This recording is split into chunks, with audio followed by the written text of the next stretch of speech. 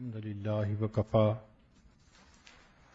وسلام على عباده الذين اصطفى أما بعد أعوذ بالله من الشيطان الرجيم بسم الله الرحمن الرحيم يا أيها الذين آمنوا لا تلهكم أموالكم ولا أولادكم عن ذكر الله ومن يفعل ذلك فأولئك هم الخاسرون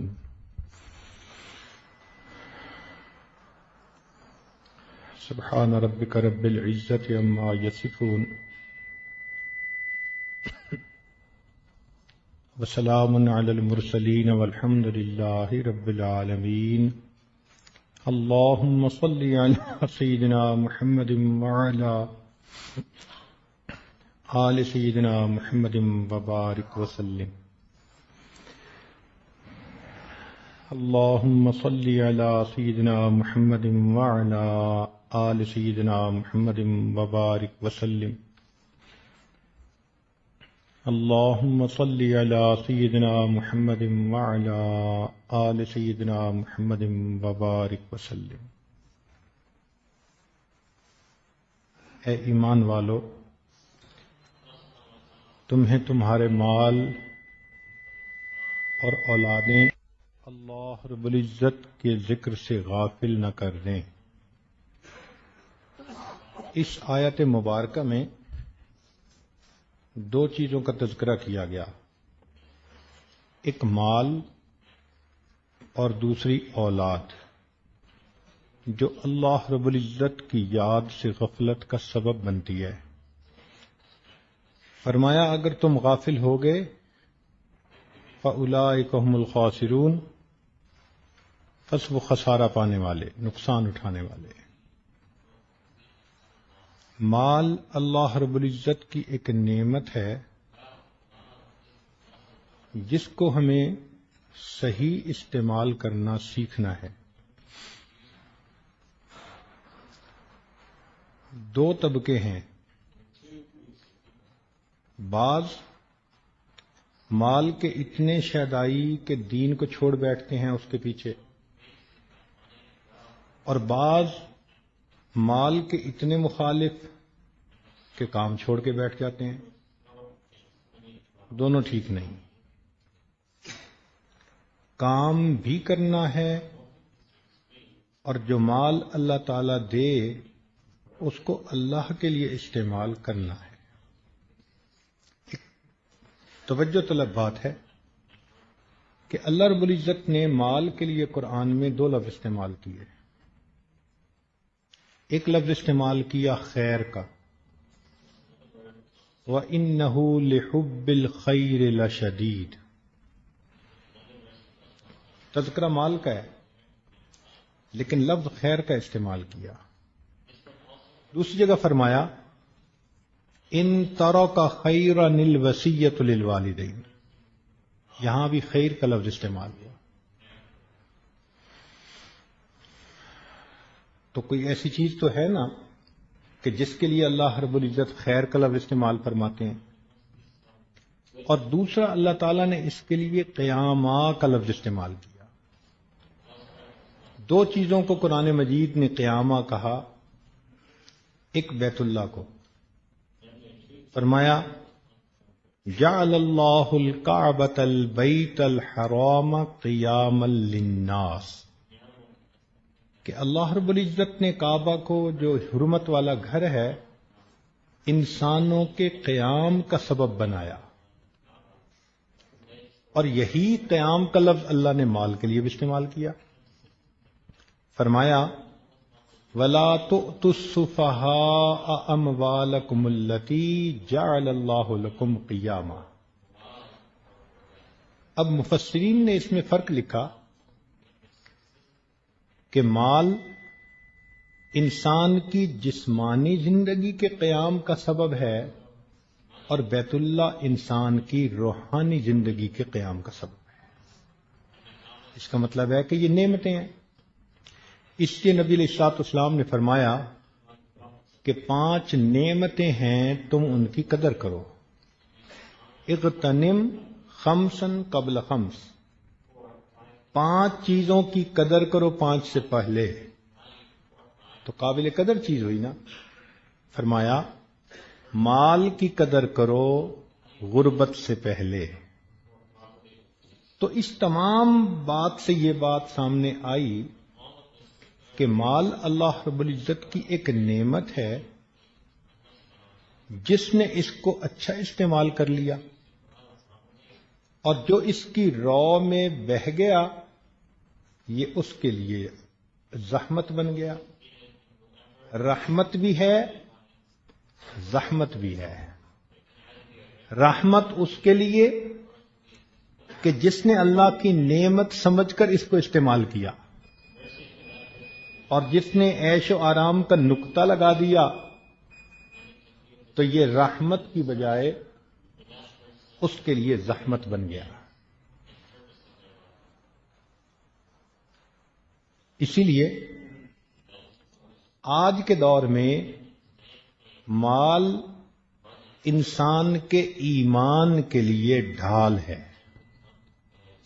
آج کے دور میں مال انسان کے ایمان کے لیے ڈھال ہے. نبی اسلام نے ارشاد فرمایا قاد الفقر ان یکون کفرا، ممکن ہے کہ تنگ دستی تمہیں کفر تک پہنچا دے. خامن کام نہ کرے تو ذرا اس کی بیوی کی باتیں سنا کرے وہ کیا بولتی ہے. اس کے سامنے شریعت کی نام لو تو وہ شریعت کے بھی خلاف بولے گی. تو تنگ دستی کو ہر بندہ برداشت نہیں کر سکتا، کیونکہ اس سے کفر میں پڑنے کا اندیشہ تھا. اس لیے اللہ کے پیارے حبیب صلی اللہ علیہ وسلم نے فرمایا کہ تم اس کی قدر کرو. اسی لیے مال کو ایک دم ہی سب لٹا دینا کہ انسان خود خالی اور کنگال ہو کے بیٹھ گیا، اس کو بھی منع کر دیا گیا. چنانچہ نبی علیہ الصلوۃ والسلام نے، بلکہ قرآن مجید میں اللہ فرماتے ہیں وَلَا تَبْسُطْهَا كُلَّ الْبَسْطِ فَتَقْعُدَ مَلُومًا مَحْسُورًا. ایک ہی دفعہ میں نہ لٹا دو کہ بعد میں تمہیں حسرت اور ندامت ہو. تو اس قدر کرنے والی چیز کی قدر کرنی چاہیے. ہاں اس کی پوجا بھی نہیں کرنی چاہیے.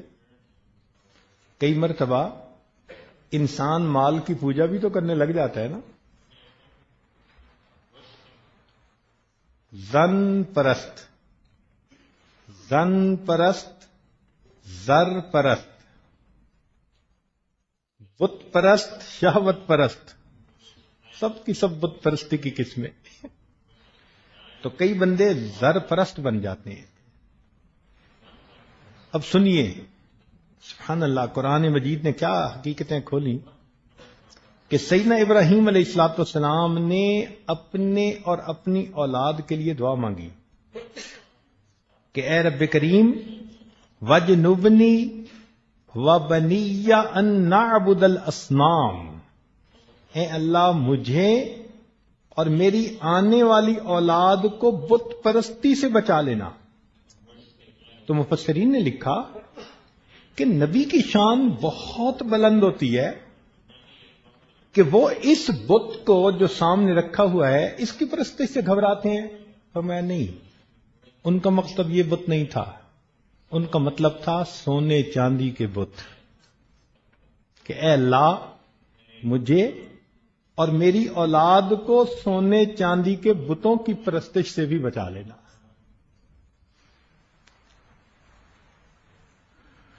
اس لیے سیدنا علی رضی اللہ تعالیٰ عنہ تہجد کے وقت محراب میں کھڑے ہو کر کہا کرتے تھے یا صفرا یا بیضا غر غیری، اے سونے، اے چاندی، میرے غیر کو دھوکہ دے، میں تیرے دھوکے میں آنے والا نہیں.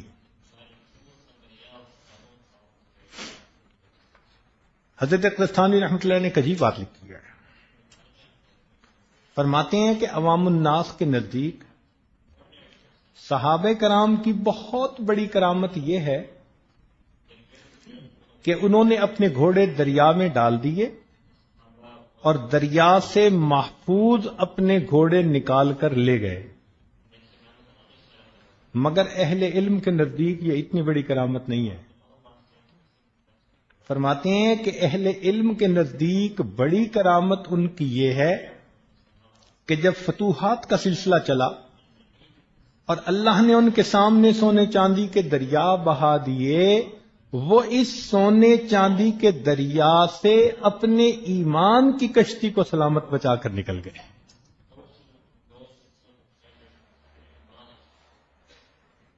ذہن میں رکھنا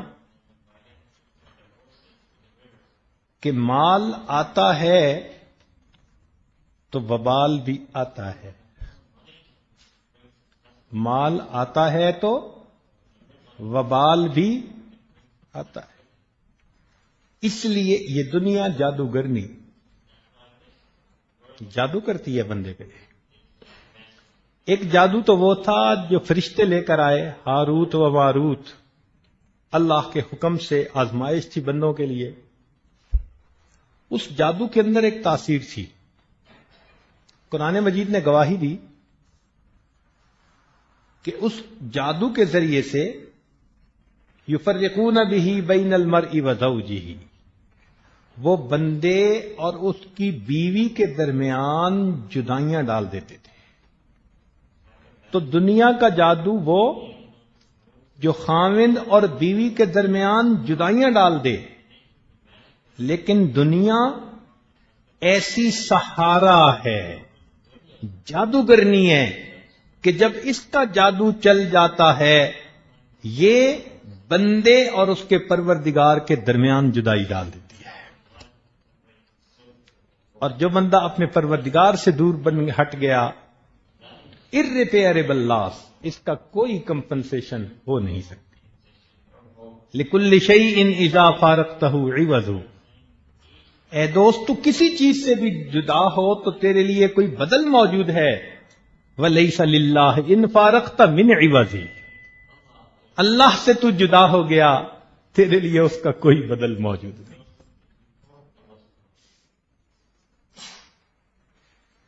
اس لیے ہمارے بزرگوں نے ایک بات کہی، فرمایا الدنیا رأس کل خطیئہ، حب الدنیا رأس کل خطیئہ، مال کی محبت، دنیا کی محبت تمام برائیوں کی جڑ اور بنیاد ہے۔ باقی ساری برائیاں اس سے آگے جنم لیتی ہیں۔ حب الدنیا رأس کل خطیئہ، دنیا کی محبت تمام برائیوں کی بنیاد اور جڑ ہے۔ وَتَرَكُهَا مِفْتَاحُ كُلِّ فضیلہ، اور اس کا ترک کر دینا یہ ہر فضیلت کی کنجی ہے۔ دنیا کا بھی کیا حال ہے، اللہ اکبر، حرامها عذاب، اگر حرام طریقے سے ملی تو عذاب ہے، وحلالها حساب، حلال طریقے سے بھی پالی تو حساب پھر بھی دینا پڑے گا۔ اللہ اکبر کبیرہ۔ اس لیے اس مال کی کیفیت کو سمجھنے کی ضرورت ہے۔ دیکھیں اس کی مثال پانی کی مانند ہے۔ ایک آدمی اگر کشتی چلانا چاہتا ہو تو وہ ریت پہ تو نہیں چلے گی، کہاں چلے گی؟ پانی میں۔ لیکن میں پانی میں تب چلے گی جب پانی کشتی کے نیچے رہے۔ پانی کشتی کے نیچے رہے، کشتی دوڑتی رہے گی، اس کے اوپر تیرتی رہے گی۔ اور اگر پانی کشتی کے اندر بھر جائے تو ڈوبنے کا سبب، نیچے رہے تو تیرنے کا سبب، اندر بھر جائے تو ڈوبنے کا سبب۔ ہمارے مشائخ نے کہا کہ مال جیب میں رہے تو تیرنے کا سبب، جب دل میں گھس جائے تو ایمان کی کشتی ڈوبنے کا سبب۔ اس لیے اس کو جیب تک رکھنا چاہیے، ادھر نہیں آنے دینا چاہیے۔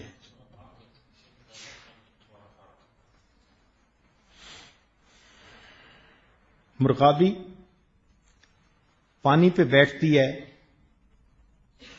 اپنا وقت گزارتی ہے، لیکن عجیب بات ہے کہ جب شکاری اس کو شکار کرنا چاہتا ہے وہ فوراً اڑ جاتی ہے۔ تو علماء نے لکھا کہ اس کی بنیادی وجہ کہ اس کے پر اللہ رب العزت نے ایسے بنائے ہوتے ہیں کہ وہ پانی میں تر نہیں ہوتے، جیسے آئلی چیز ہوتی ہے نا کوئی کہ پانی میں تر نہیں ہوتی، اسی طرح اللہ تعالیٰ نے اس کے پر ایسے بنائے ہیں کہ پانی پہ بیٹھتی ہے مگر اپنے پروں کو پانی میں تر نہیں ہونے دیتی، چونکہ پر خشک ہوتے ہیں۔ جیسے ہی اس کو شکاری کا پتہ چلتا ہے اسی وقت وہ ایک ہی لمحے میں وہیں سے اڑ کر ہوا میں چلی جاتی ہے، اور اگر کبھی اس کے پر تر ہو جائیں تو یہ اڑ نہیں سکتی۔ پانی کی یہی مثال، بندے تیری مثال مرغابی کی اور تیرے مال کی مثال پانی کی، یہ تیرے پاس رہے مگر تیرے پروں کو تر نہ کرے، تاکہ جب موت کا بلاوا آئے تو تیرے لیے پھر اڑ جانا، اڑان لینا وہ آسان ہو۔ اور اگر تو نے اپنے پروں کو تر کر لیا تو پھر کہے گا قال رب ارجعون لعلی اعمل صالحا فیما ترکت، اور آگے سے جواب میں کہا جائے گا کلا، ہرگز نہیں، ہرگز نہیں۔ چنانچہ امام غزالی رحمت اللہ علیہ اس چیز کو بڑی تفصیل کے ساتھ لکھتے ہیں کہ جب بندے کے پاس مال آتا ہے تو بندے کے پاس ساتھ وبال بھی آتا ہے۔ تو انہوں نے وبال لکھا کہ کیا وبال ہوتا ہے، فرماتے ہیں کہ سب سے پہلا وبال مال کا یہ ہے کہ بندے کے لیے معصیت کرنی آسان ہو جاتی ہے۔ جو بھی مالدار ہے اس کے لیے گناہ کرنا بہت آسان، خود کرنا چاہے تو گناہ کے مواقع موجود ہیں، ایسا جو ہوا۔ اور کئی مرتبہ لوگ پیچھے لگ جاتے ہیں اور ان کو گناہوں میں گھسیٹ لیتے ہیں۔ شیطان کے نمائندے بھی تو ہوتے ہیں نا، کہیں مرد لگ گیا تو وہ لے کے کلب میں چلا گیا، کہیں عورت لگ گئی تو اس نے گھر برباد کر دیا۔ تو جس کے پاس مال ہے وہ تھریٹ میں تو ہر وقت ہی ہے نا۔ تو فرمایا کہ سب سے پہلا وبال کیا کہ جس بندے کے پاس مال ہوتا ہے معصیت کا دروازہ کھولنا اس کے لیے بہت آسان۔ نفس کہتا ہے سفر پہ جا رہے ہو بزنس کے لیے، فلاں جگہ جا کر رہو گے، وہ تو ہے ہی 7 اسٹار ہوٹل، بڑی سیکریسی ہے، تمہارے کمرے میں مہمان آ جائیں گے، نہ بیوی کو پتا نہ کسی اور کو، اپنا وقت گزارو، اور لگے گا بھی کیا، وہ کچھ نظر ہی نہیں آتا کہ اتنا کچھ میرے پاس ہے۔ تو گناہ شیطان آسان کر کے پیش کر دیتا ہے، اس لیے بندہ ہر وقت خطرے میں، کہیں اپنا نفس گناہ میں اس کو کھینچتا ہے اور کہیں خود نہ بھی کھینچنا چاہے تو دوسرے لوگ اس کو گناہ کا موقع مہیا کر دیتے ہیں۔ کئی دوستی ایسے بن جاتے ہیں، وہ اس کو پتہ نہیں کس کس جگہ کا راستہ دکھا دیتے ہیں۔ تو گناہ کے جو وبال ہیں ان میں سب سے پہلا وبال کہ بندے کے لیے معصیت کا دروازہ کھلنا بہت آسان ہوتا ہے.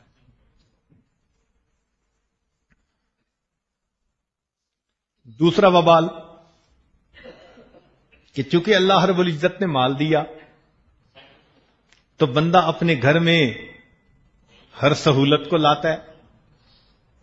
بڑا گھر بنا لیا، ایئر کنڈیشن بنا لیا، اچھے گدے بچھا لیے، خوب اس کو ڈیکوریٹ کر لیا، تو بندے کا جسم سہولت پسند ہو جاتا ہے. یہ وبال اس سہولت پسندی کی وجہ سے دین کی خاطر مجاہدہ، قربانی سب مشکل.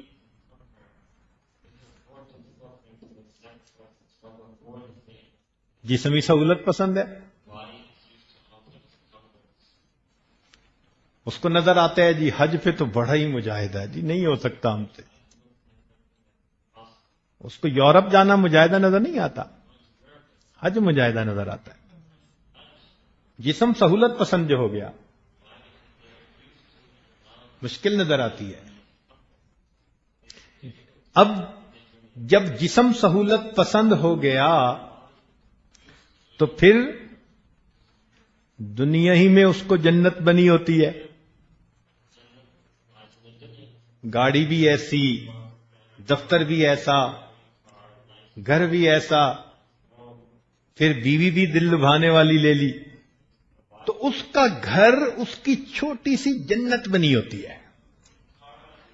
تیسرا وبال یہ فرماتے ہیں کہ ایسے بندے کا مرنے کو دل نہیں چاہتا. اور واقعی بات سمجھ میں آنے والی ہے. گھر بھی ہے، گھر والی بھی ہے، ہر نعمت ہے، کھانا پینا عیش آرام جو اللہ نے نعمت دنیا میں بنائی سب ہے. اب وہ جو چھوٹی سی جنت اس کی بن گئی، اس میں سے جاتے ہوئے دل کو ہول پڑتا ہے. دیکھو ہمارے بزرگوں نے کیسے اسپیل آؤٹ کر کے ایک ایک چیز بتائی. تو مال کا پہلا وبال، معصیت کا راستہ آسان. دوسرا وبال، انسان کا جسم سہولت پسند ہو جاتا ہے تو دین کے کام کرنے اس کو مشکل نظر آتے ہیں.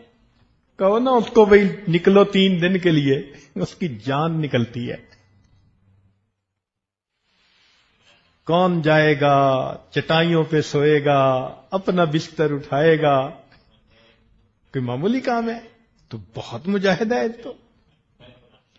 تو جسم سہولت پسند ہونے کی وجہ سے دین کے ایسے جو خیر کے کام ہیں ان سے بندہ محروم ہو جاتا ہے. ہاں اس کا یہ مطلب نہیں کہ جس کے پاس مال ہے سب ایسے ہیں.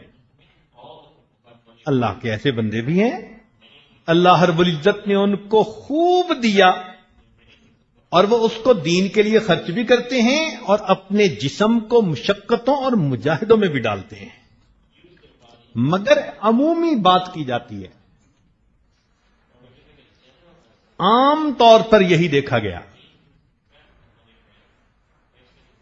معصیت کا راستہ آسان، بدن سہولت پسند، لہذا دین کے کام کرنے میں مشکل آ جاتی ہے. اور تیسرا کہ انسان کو چونکہ ایک جنت نما چیز مل جاتی ہے، ہر چیز اپنی من مرضی سے پوری کی، تو اس چھوٹی سی جنت سے نکلنے کو دل نہیں کرتا. پھر موت کے نام سے گھبراہٹ شروع ہو جاتی ہے، دل گھبراتا ہے، یہ کیا نام لیا. اور چوتھی بات، امام غزالی رحمت اللہ علیہ فرماتے ہیں کہ جب مال آتا ہے تو پھر بندے کے دل میں سٹیٹس حاصل کرنے کی خواہش بھی جنم لیتی ہے. کہیں سیاست میں آ گئے، کہیں چیئرمین بن گئے، کچھ نہ کچھ نمایاں ہونے کو دل چاہتا ہے. سیاست میں تو حب جا اس کے اندر آ جاتی ہے، یا بادشاہ بنتا ہے یا پھر بادشاہ گر بنا کرتا ہے. پیچھے بیٹھ کے سیاست کچھ نہ کچھ کرتا ضرور ہے. اور پانچویں چیز فرمایا کہ اگر کوئی ان تمام چیزوں سے اپنے آپ کو بچا بھی لے تو آخری وبال یہ کہ اس میں دل بندے کا اٹکا ضرور رہتا ہے. اب میں نے اپنی فیکٹری کو بڑا کرنا ہے، ماڈرنائزیشن، بیلنسنگ، اس میں یہ اٹکا ہوا ہے. اب میں نے اپنے کام میں یہ شعبہ شروع کرنا ہے. اب وہ شعبے کا خیال، کام اتنا پھیلا ہوا ہوتا ہے، اس کو سمیٹنا کوئی آسان ہوتا ہے؟ کبھی پرچیز ڈپارٹمنٹ نے ستایا ہوتا ہے، کبھی سیل ڈپارٹمنٹ نے ستایا ہوتا ہے، کیونکہ کام کرنے والے تو دوسرے ہوتے ہیں، ان کو تو دکھ نہیں نہ ہوتا کسی چیز کا. یہ تو اوپر جو خود مالک ہوتا ہے نا، درد اس کو ہوتا ہے. اگر وہ تھوڑا سا غیر ذمہ داری کا اظہار کرے یا اوپر سر پہ چڑھ کے نہ رہے تو ہر بندہ لوٹنے کو تیار. تو مجبوری ہے اس کی، لہذا ہر وقت سوچ سے دماغ بھرا ہوا ہوتا ہے. اس کو وبال کہتے ہیں.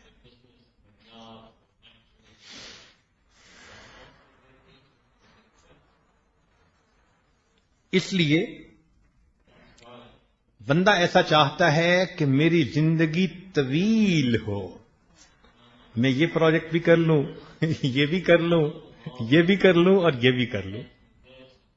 لمبی زندگی کی امید دل میں آ جاتی ہے. اور آخری وبال کہ جس نے مال کمایا ہوتا ہے اس کو تو پھر بھی درد ہوتی ہے، خیال رکھتا ہے اولاد کی تو محنت ہی نہ لگی ہوتی، اولاد کو وہ مفت میں ملتا ہے، وہ ایزی لیتی ہے. تو اولاد عام طور پر بگڑنا ان کا آسان ہو جاتا ہے. یہ بہت بڑا وبال ہے اس کا. بیوی بگڑتی ہے، اولاد بگڑتی ہے، سہولت پسند ہو جاتے ہیں، بس ان کو انجوائے کرنے کی فکر پڑی ہوتی ہے. یہی مصیبت ہے. لیکن جیسے سانپ ہے نا، زہر بھی ہے اس میں تریاک بھی ہے، اسی سانپ میں زہر بھی ہوتا ہے اور زہر کا تریاک بھی اسی میں ہوتا ہے. تو کچھ لوگ ہوتے ہیں جو سانپ کا منتر سیکھ لیتے ہیں، تو سانپ کو وہ پکڑ لیتے ہیں، سانپ انہیں کچھ نہیں کہتا. اللہ کی شان. ہم نے اپنی زندگی میں ایک ایسے بندے کو دیکھا، شوگر مل میں جس وقت جنرل مینیجر تھے، تو وہاں چونکہ دیہاتی علاقہ تھا، تو جب پروجیکٹ لگنے لگا تو وہاں کھیتوں سے ادھر ادھر سے سانپ نکلتے تھے. تو مینجمنٹ نے فیصلہ کیا کہ بھائی ایک بندہ ایسا رکھ لو کہ جو منتر بھی جانتا ہو اور آگے پیچھے کوئی ہیلپر کا کام بھی کرے. ایک بندہ رکھ لیا، ایسا خدا کا بندہ. سانپ دیکھتا، کہتا یہ تو سویا ہوا ہے، اس کو پہلے جگانا ہے. وہ سانپ کو ہاتھ مار کے جگاتا تھا، اور جب سانپ بھاگنے لگتا پھر اس کو پکڑتا تھا. اللہ کی شان، پتہ نہیں اس کے پاس کیا تھا، مگر وہ سانپ کو اسی وقت پکڑ کے ایسے جیسے ریل بناتے ہیں نا، گولا بناتے ہیں، ایسا گولا بنا کے جیب میں ڈال لیتا تھا. اللہ اکبر کبھی. اور کئی مرتبہ سانپ کو پکڑتا تھا. ہم سوچتے تھے سانپ پکڑے گا، دانت توڑے گا، پھر جا کے کچھ کام بنے، کچھ بھی نہیں کرتا تھا.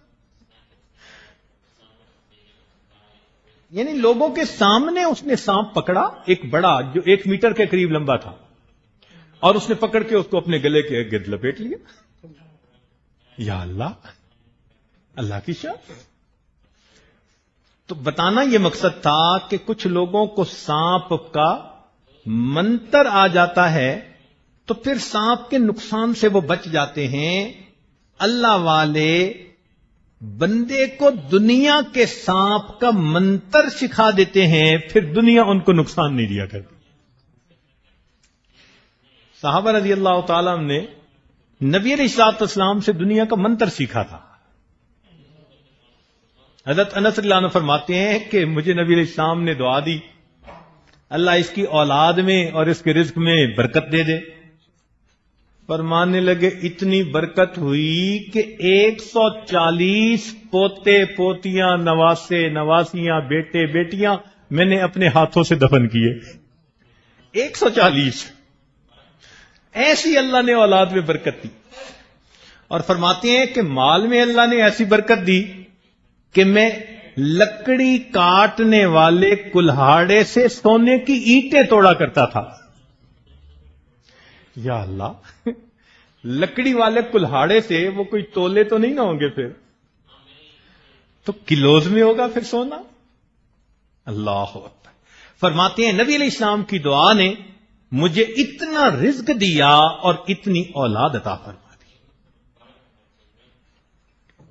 تو ان کے پاس یہ سب کچھ تھا، مگر یہ چیز ان کے ایمان کو متزلزل نہیں کر سکی، کیونکہ انہوں نے نبی علیہ الصلوۃ والسلام کی صحبت بابرکت سے اس دنیا کے سانپ کا منتر سیکھ لیا تھا.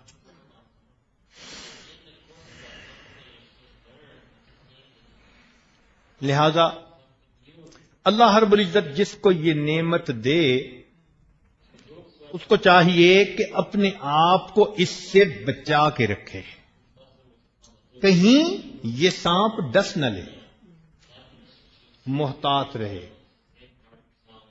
کیسے ڈستا ہے مال؟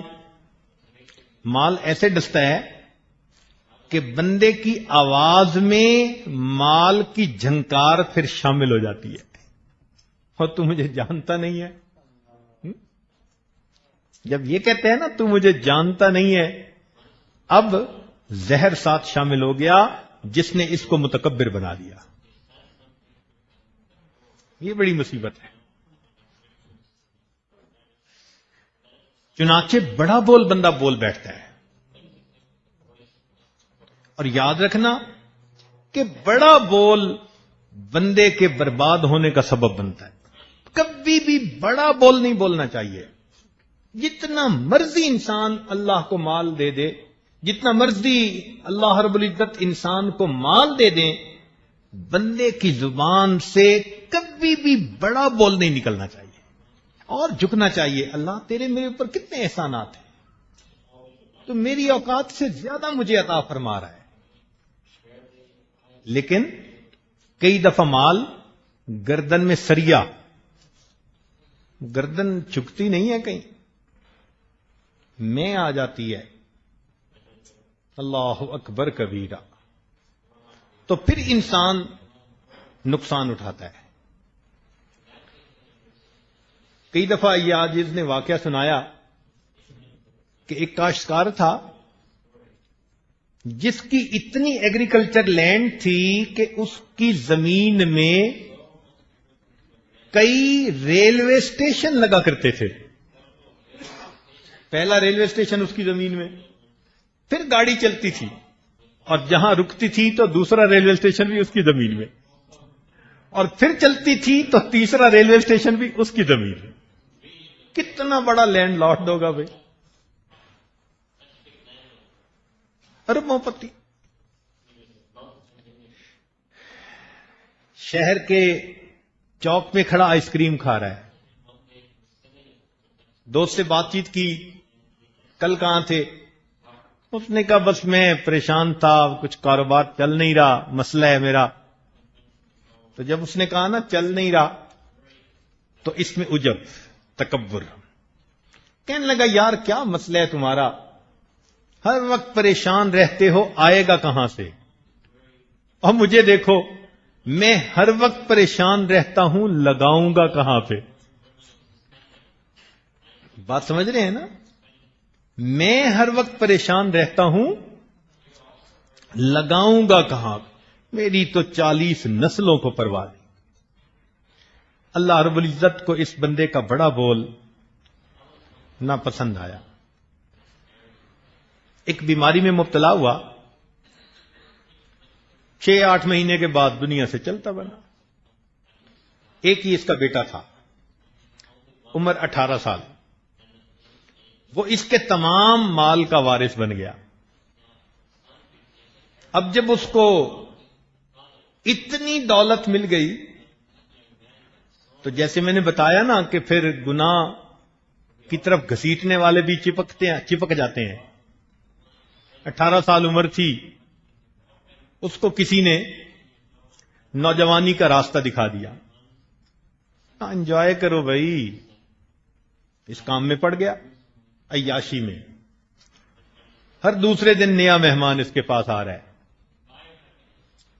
پیسہ لٹانا شروع کر دیا اور جوانی بھی لٹانی شروع کر دی. پرواہ ہی نہیں. حتیٰ کہ کرتے کرتے بالآخر اس کو پینے پلانے کا چسکا بھی کسی نے ڈال دیا. کیونکہ عیاشی بالآخر نشے تک انسان کو لے کے جاتی ہے. اب شراب اور شباب دونوں کام. چند سال گزرے, باپ کا پیسہ لٹا رہا ہے خوب. کسی نے اس کو بیرون ملک کا دروازہ دکھایا, اور تمہیں کلب لے کے چلتے ہیں. وہاں تو دنیا ہی اور تھی. اب اس کی عادت بن گئی. یہ ہر 2-4 مہینے کے بعد 1 مہینہ کے لیے جاتا اور لاکھوں روپیہ وہاں لٹا کے واپس آتا. ماں نے سمجھایا, لوگوں نے سمجھایا, اس کے کان پہ جوں ہی نہیں رینگتی تھی. یہ نشہ ہی ایسا ہے کہ جب لگ جائے تو بندے کو پھر کسی کی بات سمجھ میں نہیں آتی. حتیٰ کہ اس کے پاس جتنا کچھ بینک میں مال تھا اس نے سارا انہی کاموں میں لٹا دیا. اب زمین بکنا شروع ہو گئی. زمین کا ٹکڑا بیچتا, جو پیسہ ملتا باہر جا کے عیاشی کراتا. پھر زمین بیچتا, اور 2-4 سال نکلے, ساری زمین ہی بک گئی. اس نے 10-12 سال اتنی عیاشی کی کہ جوانی بھی لٹا بیٹھا. بیماریوں کا مجموعہ. جو روز ہی یہی کام کر رہا ہو, صاف ظاہر ہے کہ وہ ہڈیوں کا ڈھانچہ بنے گا. چنانچہ بیمار بھی ہو گیا, کمزور بھی ہو گیا, اور ایک وہ وقت آیا کہ جب اس کو اپنا گھر بھی بیچنا پڑا. اور پھر اس پر وہ وقت آیا کہ جب کھانے کا نہیں تھا اس کے پاس کچھ. نشہ جو کرتا تھا, کمائی تو تھی نہیں.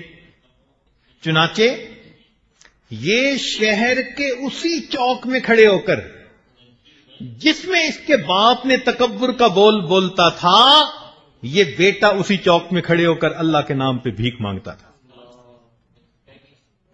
اللہ نے دکھا دیا, میں پروردگار اگر دینا جانتا ہوں تو میں پروردگار لینا بھی جانتا ہوں. تو نکتے کی بات یہ سمجھیے کہ اللہ رب العزت جب یہ نعمت کسی کو دیں تو وہ گردن جھکائے, گردن اٹھائے نہیں, اکڑنا اپنے اندر پیدا ہونے دے. میں اپنے اندر نہ پیدا ہونے دے. یہ نعمت کی ناقدری ہوگی. کسی کو کم نہ سمجھے, حقارت کی نظر سے نہ دیکھے. عام طور پر بندہ پھر دوسروں کو حقیر سمجھتا ہے. ذرا بات ہو تیرے جیسے کو تو میں خرید کے یہ کر دوں, اس کا کیا مطلب ہے؟ اس کو حقیر سمجھتا ہے.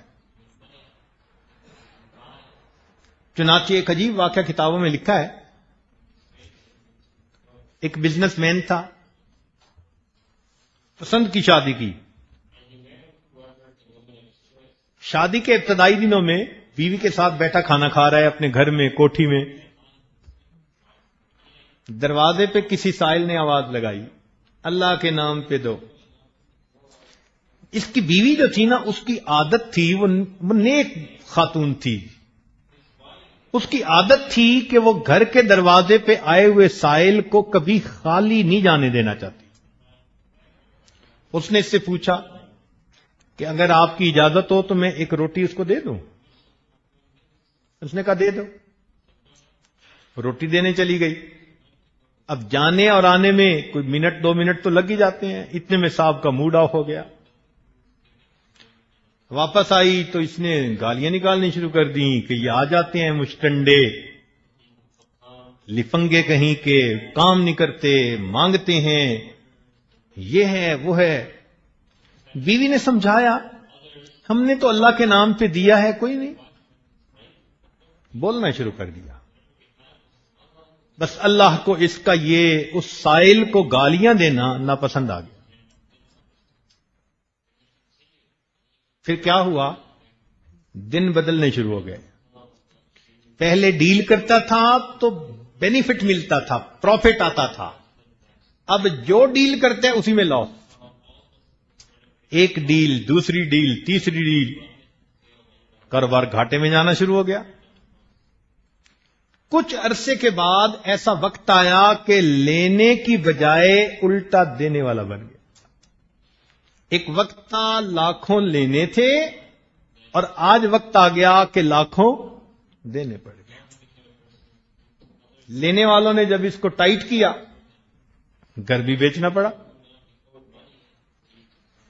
حتیٰ کہ اس نے فرسٹریشن کے اندر آ کر ایک دن اپنی بیوی کو بھی طلاق دے دی.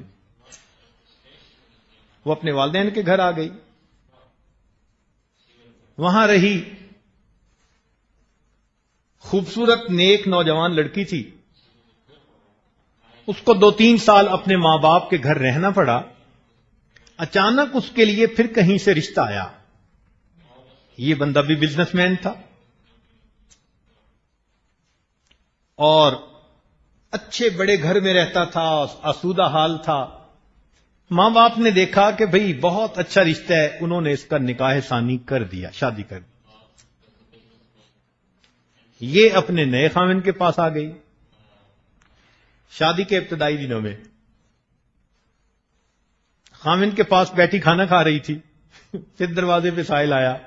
اللہ کے نام پر اس نے اپنے اس خاوند سے پھر پوچھا کہ اگر آپ اجازت دیں تو ایک روٹی میں دے دوں. اس نے کہا دے دو. یہ روٹی دینے گئی. جب کواڑ کھول کے دینے لگی تو اس نے چیخ ماری. خاوند بھاگا، کیا ہوا میری بیوی کو؟ جب گیا تو دیکھا اس کا رنگ پیلا، پسینہ آیا ہوا، ٹھنڈا جسم. اس نے پوچھا کیا ہوا؟ کہنے لگی کہ میں سائل کو روٹی دینے کے لیے جب میں نے دروازے کو کھولا تو میں نے دیکھا کہ میرا پہلا خاوند میرے دروازے پہ سائل بن کے کھڑا تھا. اس کے خاوند نے اس کو دیکھ کر کہا اچھا تم پہچانو، ایک ایسا دن تھا جب میں تمہارے دروازے پہ سائل بن کے گیا تھا. اللہ نے سائل کو گھر بھی دے دیا، بیوی بھی دے دی، اور جو گھر اور بیوی والا تھا اس کو سائل بنا کر ان کے دروازے پہ کھڑا کر دیا. تو میرے دوستو، جو بندہ تکبر کا بول بولتا ہے نا، تو اللہ رب العزت اسے ٹیبل کے دوسری طرف بھی بٹھا سکتے ہیں. آج تو یہاں بیٹھے نا مالک بن کے، کل وہاں بھی بٹھا سکتے ہیں مانگنے والا بنا کے. اس لیے یہ اہم بات ہے کہ یہ نعمت جب اللہ کسی کو عطا کرے تو اس کا شکر ادا کریں اور الٹا اور زیادہ اللہ کے سامنے جھکیں اور عاجزی کریں. عجب اور تکبر نہ اپنے اندر پیدا ہونے دیں. بس یہ منتر ہے اس سانپ کا، یوں سمجھ لیں. جب آپ نے یہ سمجھ لیا اب آپ کو مال نقصان نہیں دے سکتا. آپ اس مال کو اللہ کے راستے میں خرچ کر سکتے ہیں اور جنت میں اپنے رتبے اونچے کر سکتے ہیں. لیکن اکثر و بیشتر یہ بھی دیکھا کہ کچھ لوگ تو اس مال کو اللہ کی نعمت سمجھ کر اپنی آخرت بناتے ہیں، اور کچھ کے دل میں ایسی محبت آ جاتی ہے کہ وہ بس دنیا ہی میں اس کو پھیلاتے چلے جاتے. دنیا ہی میں اس کو بڑھاتے چلے جاتے. مال کی محبت ان کے دل میں آ جاتی ہے. اس لیے کسی نے کہا کہ مال بہترین غلام ہے اور انسان کا بدترین آقا ہے. غلام بنا کے رکھو تو یہ تمہارا بہترین غلام ہے، اور اسے اپنا آقا بنا لو تو یہ بدترین آقا ہے بندے کا. ایسی محبت دل میں آتی ہے کہ بندے کا مال خرچ کرنے کو دل ہی نہیں کرتا. اس کا نام ہے بخل، کنجوسی. چونکہ ایک ٹاپک چل رہا تھا تو ہم نے سب سے پہلے شہوت کے اوپر گفتگو کی، پھر اس کے بعد ہم نے غصہ اور غضب کے اوپر گفتگو کی. کل کا عنوان یہی تھا. غصے کے اوپر کافی دیر بات چیت ہوتی رہی اور مجھے بھی تسلی تھی کہ ماشاءاللہ یہ ٹاپک ایسا ہے آج میں جتنا لمبا بولتا رہوں کسی کو غصہ نہیں آ سکتا.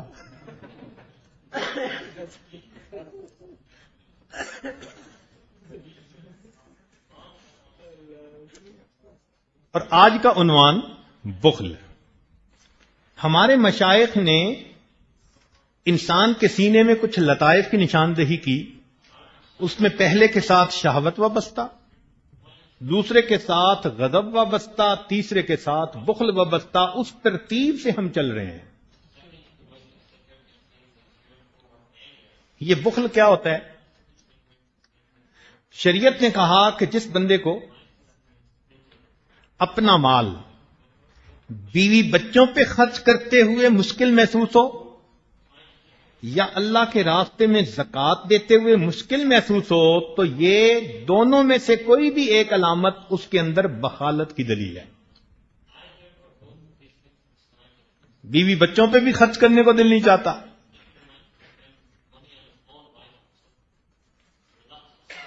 اور زکوٰۃ دیتے ہوئے بھی دل گھبراتا ہے. تو حقوق العباد حقوق اللہ دونوں کو سامنے رکھا انہوں نے. چنانچہ جس کو اللہ نعمت دے تو وہ جائز لمٹ میں اپنے اہل خانہ پر ضرور خرچ کرے. جائز لمٹ میں اپنے اہل خانہ کے اوپر ضرور خرچ کرے، کیونکہ اللہ رب العزت نے ارشاد فرمایا خیرکم، نبی علیہ السلام نے ارشاد فرمایا خیرکم خیرکم لأہلہ، تم میں سے سب سے بہتر وہ ہے جو تم میں سے اپنے اہل خانہ کے لیے بہتر ہے. اور نبی علیہ السلام نے یہ بھی فرما دیا کہ آدمی جو خرچ کرتا ہے دین کے لیے وہ صدقہ ہوتا ہے، جو اپنے اہل خانہ پر خرچ کرتا ہے وہ اس کے لیے بہترین صدقہ ہوتا ہے. تو اہل خانہ پر انسان خرچ کرے جو ضرورت کے مطابق ہے.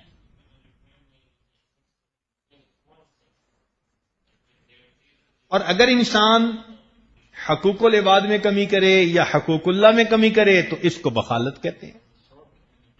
اور اللہ رب العزت کو سخی سے محبت ہے اور بخیل بندے کے ساتھ اللہ رب العزت کو نفرت ہے. چنانچہ اللہ تعالی ارشاد فرماتے ہیں وَمَن یُوقَ شُحَّ نَفْسِهِ فَأُولَٰئِکَ هُمُ الْمُفْلِحُونَ. شح کہتے ہیں بخل کو. نفس کے اندر بخل ہوتا ہے، کنجوسی ہوتی ہے. اللہ تعالیٰ فرماتے ہیں کہ جو اس سے بچ گیا یہ یقیناً فلاح پانے والا بندہ ہے. اور سنیے قرآن عظیم الشان، اللہ تعالیٰ ارشاد فرماتے ہیں وَلَا يَحْسَبَنَّ الَّذِينَ يَبْخَلُونَ بِمَا آتَاهُمُ اللَّهُ مِنْ فَضْلِهِ هُوَ خَيْرٌ، کہ کنجوس لوگ یہ مت سمجھیں کہ جو ان کو اللہ نے دیا ان کے لیے خیر ہے، بل هُوَ شَرٌّ لَّهُمْ، یہ ان کے لیے شر ہے. سَيُطَوَّقُونَ بِمَا بَخِلُوا بِهِ يَوْمَ الْقِيَامَةِ، ہم قیامت کے دن اس کی زنجیریں بنا کر اس بندے کو باندھ کر جہنم کے اندر ڈالیں گے. قرآن، اللہ اکبر.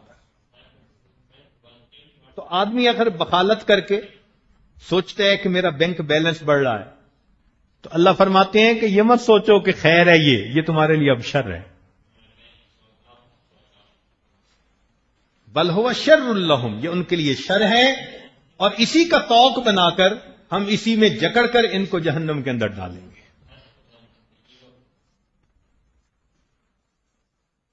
اور قرآن مجید میں ایک جگہ فرمایا وَمَن يَبْخَلْ فَإِنَّمَا يَبْخَلُ عَن نَفْسِهِ، کہ جو انسان بخالت کرتا ہے وہ اپنے آپ سے بخالت کر رہا ہوتا ہے۔ نبی علیہ السلام نے ارشاد فرمایا تم بخل سے دور رہو، تم سے پہلی قومیں اسی بخل کی وجہ سے تباہ کر دی گئی۔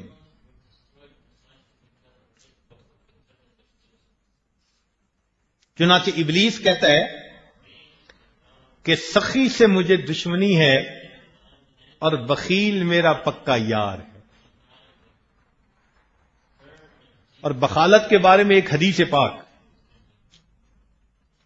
اللہ اکبر کبیرہ، حدیث پاک میں ہے، نبی علیہ السلام نے ارشاد فرمایا کہ اللہ رب العزت نے قسم کھا کر فرمایا کہ میں بخیل کو کبھی اپنی جنت میں داخل نہیں ہونے دوں گا، قسم کھا کر فرمایا کہ میں بخیل کو اپنی جنت میں داخل نہیں ہونے دوں گا۔ تو اللہ تعالیٰ کو بخالت سے کتنی زیادہ نفرت ہے، اس کے بدلے سخاوت اللہ تعالیٰ اس کو پسند فرماتے ہیں، مگر سخاوت کا مطلب فضول خرچی بھی نہیں، وہ بھی شیطان کا بھائی بن جاتا ہے بندہ۔ تو شریعت نے اعتدال کی زندگی بتائی، اعتدال کی زندگی گزاریں گے تو اللہ رب العزت کی نعمت کی یہ قدردانی ہوگی۔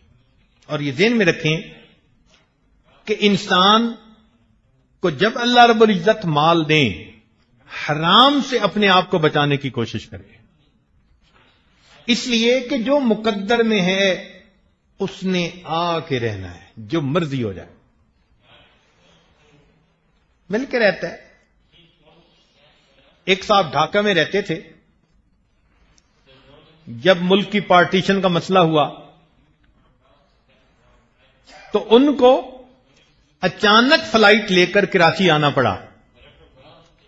ان کی بیوی کے سر کے اوپر فقط دوپٹہ تھا، کچھ نہیں تھا جو لے کر آئے، اور کتنے مالدار تھے کہ وہاں ان کے ملک کے اندر کئی درجن پیٹرول سٹیشن، گیس سٹیشن تھے۔ ان کے پاس مال اتنا تھا، اس زمانے میں شاید 8 روپے کا ڈالر تھا۔ اس زمانے میں ان کا ایک اکاؤنٹنٹ ان کے 2 لاکھ روپے لے کر بھاگ گیا، 2 لاکھ روپے لے کر بھاگ گیا، اور 4-6 مہینے کے بعد ان کو ضائع کر کے آنسو بہاتا ہوا آ گیا، غلطی ہو گئی فلاں ہے۔ انہوں نے معاف بھی کر دیا، نوکری پہ بحال بھی کر دیا، اتنا اللہ نے مال دیا تھا۔ اب ایسا بندہ جس کے پاس اتنا مال ہے، اچانک اپنی جان بچا کر فلائٹ لے کر وہ اس حال میں کراچی اتر رہا ہے کہ فقط بیوی کے سر پہ دوپٹہ، کچھ ان دونوں کے پاس نہیں تھا۔ ان کے ایک بڑے بھائی یہاں رہتے تھے، ان کے گھر آ گئے۔ اب بینکوں میں جو ملین بلین پیسے تھے وہ سارے کے سارے وہیں رہ گئے۔ بہت بڑا صدمہ، اتنا بڑا شوق ان کو ملا، قریب تھا کہ نروس بریک ڈاؤن ہو جاتا۔ ان کی بیوی بڑی سمجھدار تھی، وہ جانتی تھی کہ جو چلا گیا وہ آ تو سکتا نہیں، اب اگر دل کو لگا لیا اور نروس بریک ڈاؤن ہو گیا تو ہم ویسے ہی زندگی سے چلے جائیں گے۔ تو وہ کہنے لگے کہ ہم جب دسترخوان پہ کھانا کھانے بیٹھتے نا تو میری بیوی جان بوجھ کے ٹاپک چھیڑتی اور کہتی کہ بس میں عورت زاد ہوں، کمزور ہوں، میرا دل بہت ہی چھوٹا ہے، مجھے بہت اس کی جو ہے نا فکر لگ گئی ہے، اور میرے میاں پتہ نہیں ان کا دل کتنا بڑا ہے، انہوں نے تو اس کو ہاتھوں کی میلی بنا کے اتار دیا۔ جب بیوی ایسی باتیں کرتی تو کہنے لگے مجھے بھی دل بڑا کرنا پڑتا، میں بھی ذرا ہمت سے بیٹھتا کہ بھئی میں ڈپریس نظر نہ ہوں. خیر اس نے باتیں کر کر کے اس نے مجھے ڈپریشن سے آلموسٹ نکال لیا کہ بھئی ڈپریس تو اس کو ہونا چاہیے تھا. یہ کہتی ہے کہ جی مقدر میں جو ہوتا ہے وہ تو ملنا ہے. جب تھوڑا میں ڈپریشن سے نکلا تو ایک دن بیوی نے کہا کہ دیکھیں ہمارا پروردگار جو وہاں تھا وہی یہاں ہے، جو مقدر وہاں تھا وہی مقدر یہاں. گھبراتے کیوں ہیں؟ آپ کسی کام میں ہاتھ ڈالیں اللہ آپ کو غنی کر دیں گے، یہ آپ کا نصیب ہیں، کیوں گھبراتے ہیں؟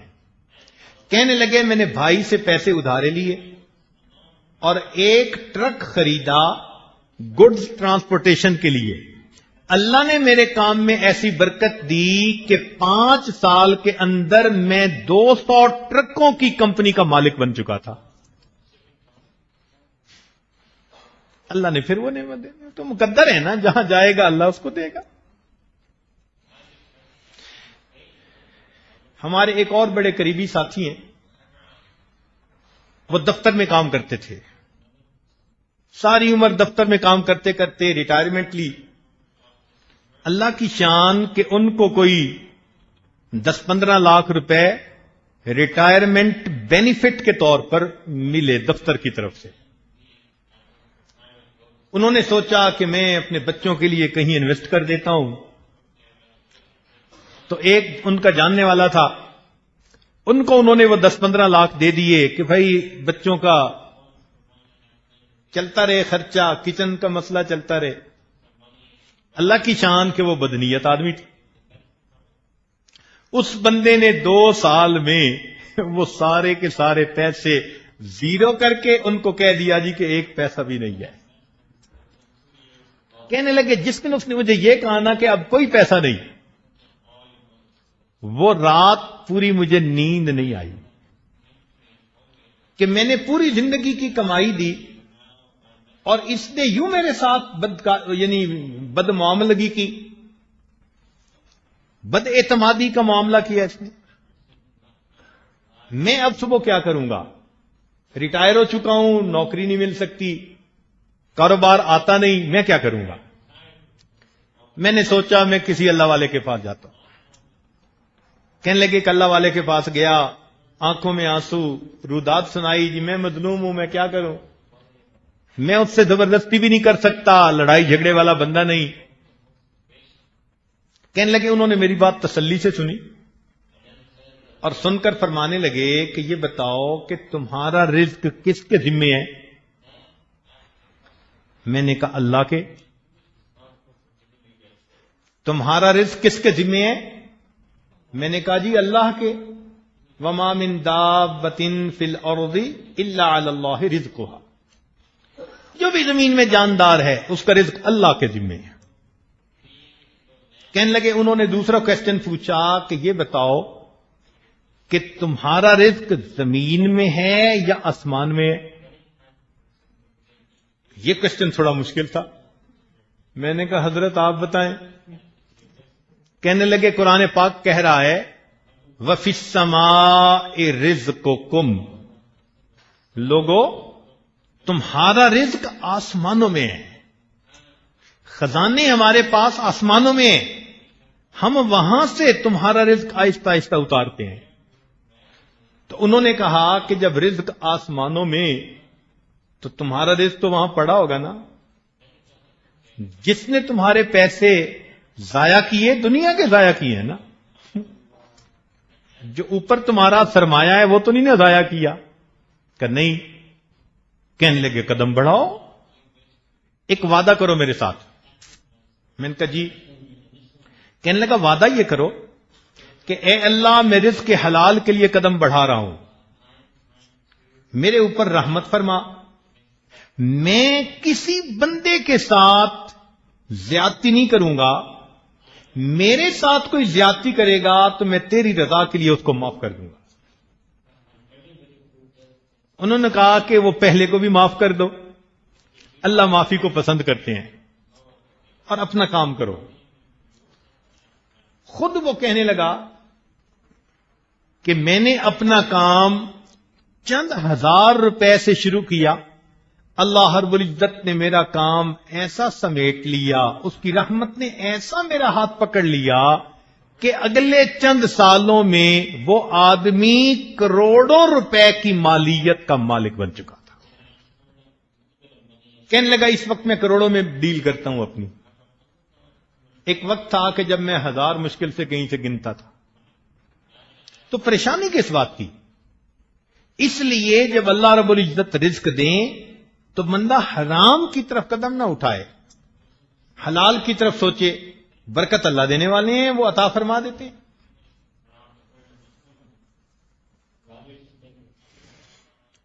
اب ایک سوال پیدا ہوتا ہے کہ آخر یہ بخل کی بیماری اگر ہے تو کیا کرنا چاہیے؟ امام غزالی رحمۃ اللہ فرماتے ہیں کہ اس کا ایک ہی حل، اپنے دل پہ جبر کر کے اپنے مال کو اللہ کے لیے خرچ کرو۔ جب خرچ کرنے لگ جاؤ گے پھر دل بھی اس میں دلچسپی لینا شروع کر دے گا۔ یہ ایسا ہی ہے، بندے کو کئی دفعہ پوچھو کھانا کھانا ہے، کہتے نہیں بھوک نہیں ہے۔ بھائی ایک لقمہ لے لو، وہ بندہ ایک لقمہ لینے بیٹھتا ہے نا تو 2 روٹیاں کھا کے اٹھتا ہے۔ یہی حال اس کا بھی ہے کہ اگر دل بخیل ہے تو آپ دل پہ جبر رکھ کر اللہ کے راستے میں اس کو خرچ کریں، جو حقوق العباد ہیں ان پہ خرچ کریں۔ جب خرچ کرنے لگیں گے اللہ رب العزت خود بخود دل کو بھی اس کے مطابق ہی ڈھال دیں گے۔ ہمارے اکابر میں اللہ رب العزت نے کئی لوگوں کو خوب مال سے نوازا۔ چند واقعات آپ کو ان کے بھی سنا دوں۔ سیدنا عثمان غنی رضی اللہ تعالی عنہ، اللہ رب العزت نے ان کو مال بھی خوب دیا اور انہوں نے اللہ کے لیے اس کو استعمال بھی خوب کیا۔ چنانچہ مشہور ہے کہ مدینہ طیبہ میں پانی کی کمی تھی، ایک کنواں تھا جو یہودی کا تھا اور وہ پانی بیچتا تھا۔ لوگوں کو بڑی تنگی تھی کہ کہاں سے پیسے لائیں پانی خریدنے کے لیے۔ عثمان غنی لان اس کے پاس گئے، بھائی کنواں بیچ دو۔ اس نے کہا میں کیوں بیچوں، مجھے تو پیسے ملتے ہیں، پانی بیچتا ہوں۔ بھائی منہ مانگی قیمت لے لو۔ اس نے کہا نہیں میرا بزنس ہے۔ عثمان غنی لانو بھی بزنس مین تھے، فرمانے لگے کہ میں تجھے ایک مشورہ دیتا ہوں اگر تجھے اچھا لگے۔ کیا؟ فرمانے لگے کہ پوری قیمت جو تمہاری سمجھ میں آتی ہے وہ بھی لے لو اور آدھا پانی مجھے بیچ دو، آدھا آپ رکھ لو۔ اس نے سوچا ہاں یہ تو بہت اچھی بات ہے کہ پیسے بھی پورے مل گئے جو میں چاہتا ہوں، اور ایک دن میں نکالوں گا ایک دن یہ نکالیں گے، کوئی بات نہیں میں پھر بیچوں گا۔ لو جی عثمان غنی لان نے اس کو پیسے دے دیے اور ایک دن خود نکالنے لگے، ایک دن وہ نکالنے لگا۔ چند دن جب ہر چیز سیٹل ہو گئی تو عثمان غنی لانو نے اعلان کروا دیا کہ میری باری کے دن جو پانی بھرے گا مفت پانی بھر کے لے جائے۔ اب لوگوں کو ایک دن پانی مفت ملنے لگا تو پیسے سے کون خریدے؟ سب لوگ مفت والے دن آ کے بھرتے اور دوسرے دن انتظار کر لیتے۔ چند دنوں میں یہودی کے پاس گاہکی کوئی نہیں۔ پھر وہ آیا کہ جی میں اپنا باقی آدھا حصہ بیچنے آیا ہوں۔ تو عثمان غنی لانو نے اس کو کچھ اور پیسے دے کر وہ باقی بھی خرید لیا اور اللہ کے نبی صلی اللہ علیہ وسلم کی خدمت میں اللہ کے راستے میں مسلمانوں کے لیے وقف کر دیا۔ دیکھا یہ تھے جن کو اللہ نے عطا کیا تھا۔ عید کا دن ہے، نبی علیہ الصلوۃ والسلام عید پڑھنے کے لیے جا رہے ہیں۔ عائشہ رضی اللہ تعالیٰ عنہا عرض کرتی ہیں اے اللہ کے نبی صلی اللہ علیہ وسلم عید کا دن ہے، مدینہ کے یتیم آئیں گے، مساکین آئیں گے، بیوائیں آئیں گی، تو اگر کچھ دیں کہ میں منگوا لوں پکا لوں، ہم بھی کھائیں گے ان کو بھی کھلائیں گے۔ نبی علیہ السلام نے فرمایا عائشہ میرے جیب میں تو اس وقت کچھ نہیں ہے، میرے پاس تو کچھ نہیں ہے. خاموش ہو گئی. نبی علیہ السلام عید کے لیے تشریف لے گئے. عید کی نماز پڑھ کے جب واپس آئے تو نبی علیہ السلام نے دیکھا کہ گھر کے اندر کھانا پکا ہوا ہے، آنے والے مہمان بھی کھا رہے ہیں، فقراء مساکین بھی کھا رہی ہیں، گھر والے بھی کھا رہے ہیں، اور نبی علیہ السلام کے لیے بھی رکھا ہوا ہے. نبی علیہ السلام بڑے حیران. پوچھا عائشہ، حمیرہ، یہ کہاں سے آ گیا سب کھانا؟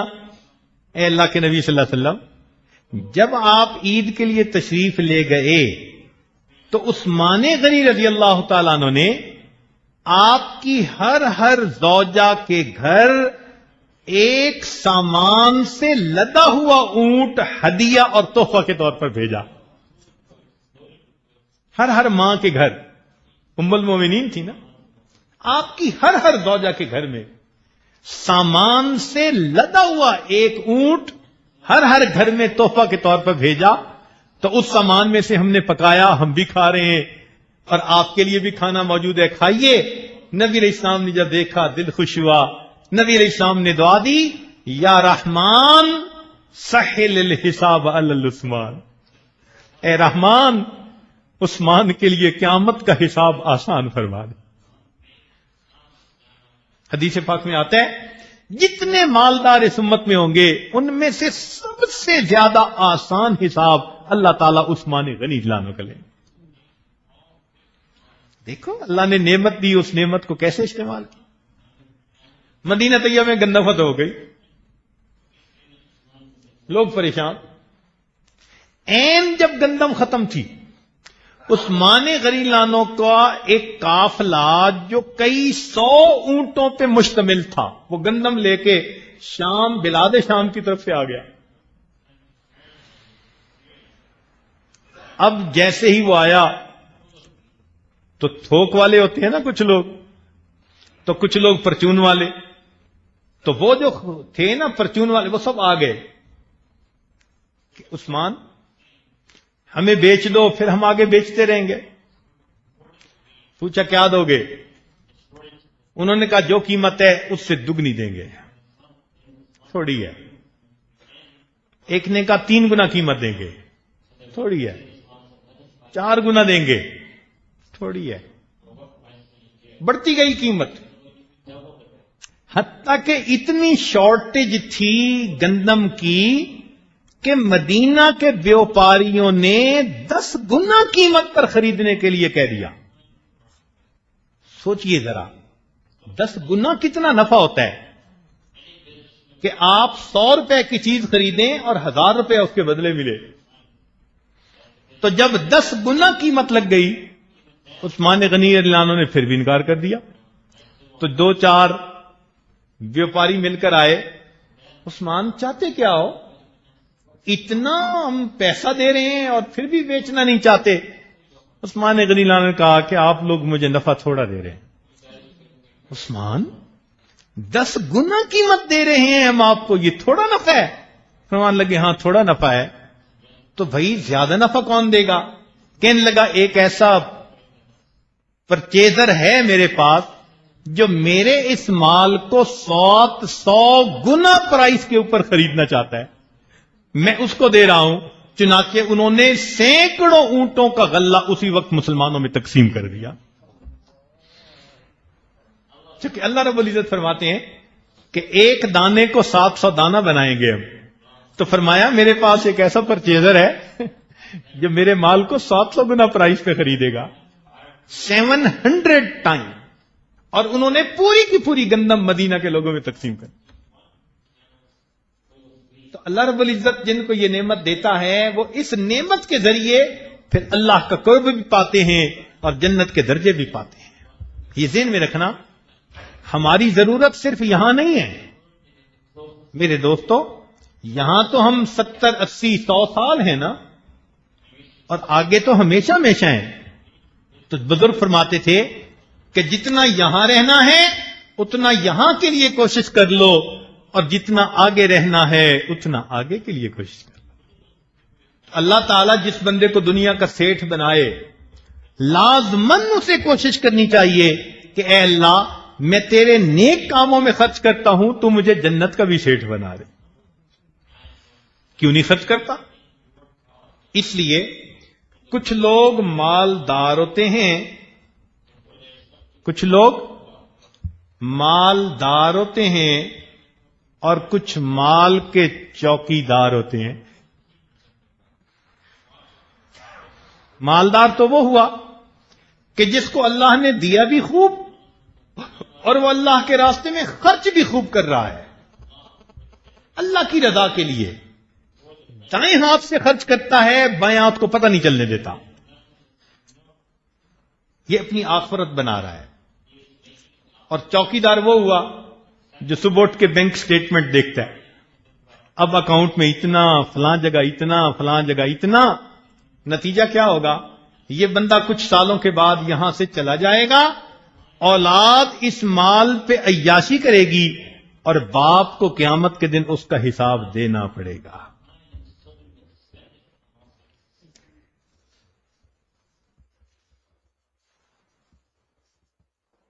اس لیے اللہ کے راستے میں خوب خرچ کریں.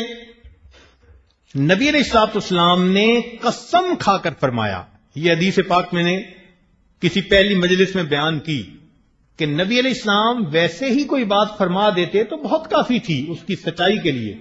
نبی علیہ السلام نے قسم کھا کر فرمایا، جو بندہ اللہ کے راستے میں خرچ کرتا ہے اللہ تعالیٰ اس صدقہ کی وجہ سے اس کے مال کو کم نہیں ہونے دیتے. مال ہمیشہ زیادہ ہوتا ہے صدقہ کی وجہ سے. اس لیے نبی علیہ السلام فرماتے تھے، انفق بلالا ولا تخش من ذی العرش اقلالا. بلال خرچ کرو اور عرش والے سے تم کمی کی امید ڈر نہ کرو، کم نہیں ہونے دے گا. اس لیے اس کو انفاق فی سبیل اللہ. انفاق کیوں کہتے ہیں بھائی؟ عربی کا ایک لفظ ہے نفق. نفق کہتے ہیں ٹنل کو. تو یہ جو اللہ کے راستے میں بندہ خرچ کرتے ہیں نا، اس کے لیے انفاق کا لفظ ہے. ٹنل کیا مطلب؟ کہ ٹنل میں اگلے نکلتے ہیں پھر پیچھے آتے ہیں. سبحان اللہ، کیا کنسپٹ دیا. فرمایا نکالو گے تو اور بھیجیں گے، نہیں نکالو گے تو بھیجیں گے بھی نہیں. اس لیے فرمایا انفق علیہ، تم اللہ کے راستے میں خرچ کرو، اللہ تعالیٰ تمہارے اوپر خرچ کرے گا. سنیے ایک حدیث میں اب بات کو سمیٹنا چاہ رہا ہوں. اللہ رب العزت نے ارشاد فرمایا، نبی علیہ السلام نے ارشاد فرمایا کہ اللہ کے کچھ بندے ایسے ہوتے ہیں جن کو اللہ رب العزت اس لیے رزق زیادہ دیتا ہے کہ وہ ان کے ذریعے سے اپنی مخلوق کو پہنچانا چاہتا ہے.